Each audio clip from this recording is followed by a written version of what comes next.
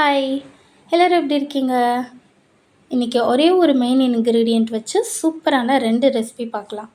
இது எல்லாருக்குமே ரொம்ப ஃபேவரட்டாக இருக்கும். எஸ்பெஷலி கிட்ஸுக்கு.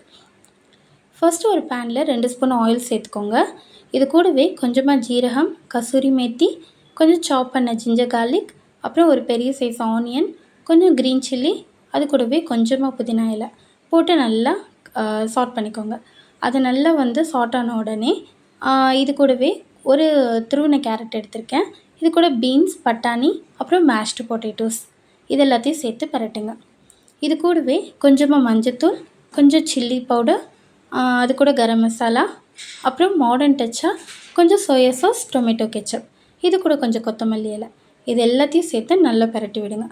பார்க்கவே கலர்ஃபுல்லாக சூப்பராக இருக்குல்ல. இப்போது இந்த ஸ்டேஜில் ஒரு சின்ன டொமேட்டோ சாப் பண்ணி ஆட் பண்ணிவிட்டு நல்லா பரட்டிட்டு மூடி வச்சுட்டு ஒரு 2 மினிட்ஸ் சிம்மில் வச்சுட்டு எடுத்திங்கன்னா ஃபில்லிங் ரெடி.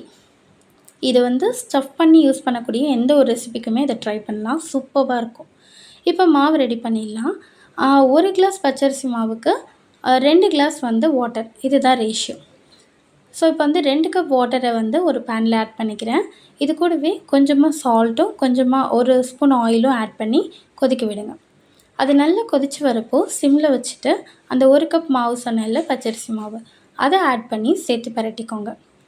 அது நல்லா கொழுக்கட்டை மாவு, இடியாப்ப மாவுலாம் செய்வோம்ல, அதே மெத்தடில் நல்லா பரட்டி மூடி வச்சுருங்க.